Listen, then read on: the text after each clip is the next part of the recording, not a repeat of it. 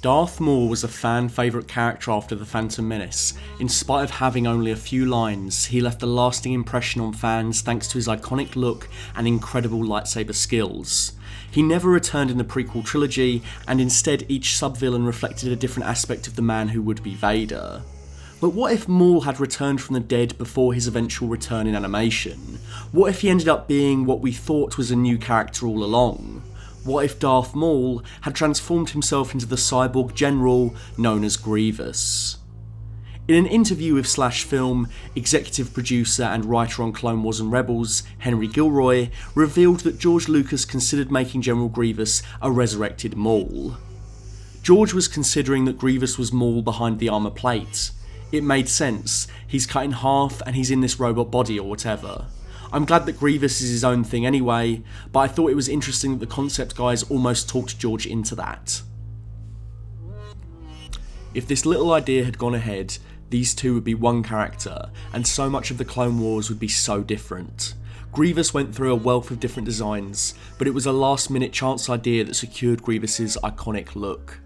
At the last minute, I had one little sketch I had started. We had a little bit of time yet, so I just finished markering it up and I handed it over to Ryan Mendoza. This guy, with this has human eyes, or not human, but animal eyes. And sure enough, during the meeting, George just went straight to that one and said, "This is the one." And unused designs even went into the Magna Guards. You have a chance to develop these. A common criticism of the prequel trilogy is that it didn't give us as much time with a single Sith apprentice or separatist over the course of multiple films. Darth Maul dies in one movie, Dooku is quickly dispatched after one full movie appearance, and Grievous dies midway through the same instalment. But the idea of making Maul actually Grievous would have shifted this idea significantly. It could have made him more of a developed character across episodes 1 to 3, likening him more to a villainous character like Vader, who became more and more complex with each appearance. In both movies they appeared in, episode 1 and 3 respectively, Maul and Grievous are paired in opposition with Obi-Wan Kenobi. Had Maul become Grievous, this rivalry would have become much more personal and revenge focused. Grievous would be able to continue to taunt Obi-Wan for the murder of Qui-Gon, and be angry for the loss of his legs and body in combat. Making this fight in revenge more personal would have drawn an interesting parallel between Obi-Wan and Anakin. Both would be presented with emotionally disruptive dilemmas in the second act, and the choice to touch the dark side depending on their reactions. Had Obi-Wan spared Grievous in their duel, it would have made a neat contrast to Anakin moments later, choosing to serve himself and betray the light. Of course, Maul did eventually come back in the Clone Wars show, where a lot of those ideas were explored, but it's still an intriguing idea for those ideas to be found in the actual movie trilogy that series is based around, and this would have preceded that by several years. Maul becoming this unrecognisable white cyborg with very little humanity left would have been far more grotesque than him simply having different robotic lower halves. This transformation implies his entire body was destroyed in the fall from Phantom Menace, with very little of the old recognisable Maul left. Since we never see what Grievous looked like before his Anakin-esque transformation, the idea he is a proto-Vader doesn't hit quite as hard as it would have if we knew the man he was. His arc of returning being fed into the movies instead of the subsequent animation would have been a cool what if. I loved seeing that play out in animation, but it is a shame that his own subsequent live action appearance was just a cameo. I wonder if the plan was for his past to be kept a secret, and there would be a question as to whether or not Palpatine knows he is Maul reincarnated. If Palpatine knowingly puts him in charge of the Separatists, then I'd liken it to how the Daleks treat Davros in Journey's End, a pet who's been demoted. A lackey. If it was indeed a secret, would he be planning to eventually betray the Emperor and stage a coup for control of the Separatists? I can overthrow him. All of this would make him close to Anakin. The idea was to have him be an alien in a droid shell, which is sort of an echo of what Anakin is going to become.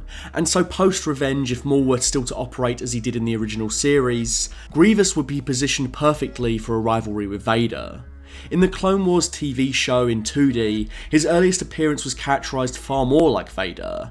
In the later shows and movies, he moves much more like an insect with very jerky movements. And I like that, but it's also cool to see him move a little slower and heavier, and for him to feel more methodical from that.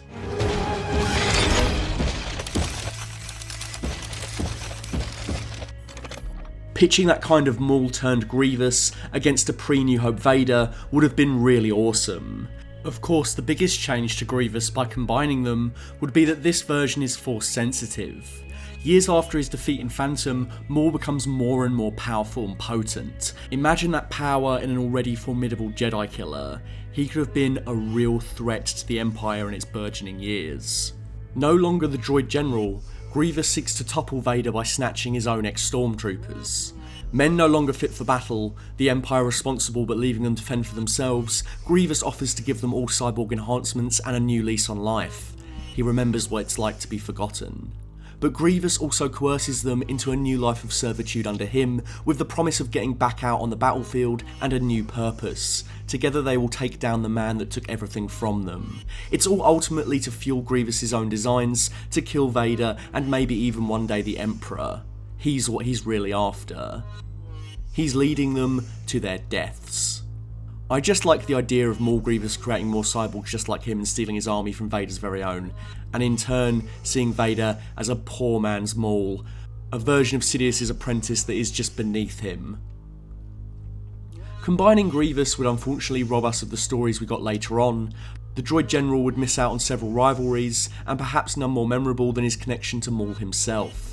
Grievous decimates the Night Sisters and kills Mother Talzin, Maul's mother.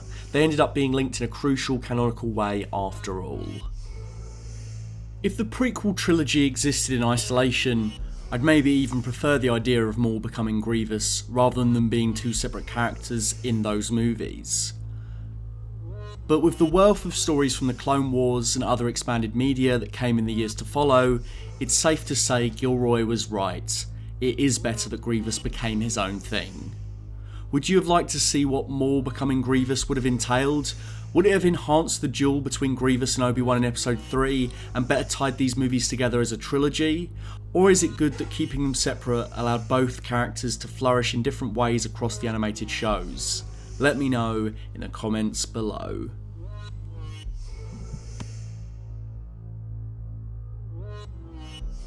A big thank you to my full fat tier patron, Dr. Chike. If you'd like to donate money to my Patreon, you can find me at patreon.com/fullfatvideos. If you'd like to find me on Instagram, you can find me at full_fat_videos. And if you'd like to find me on Twitter, you can find me at fullfatvideos.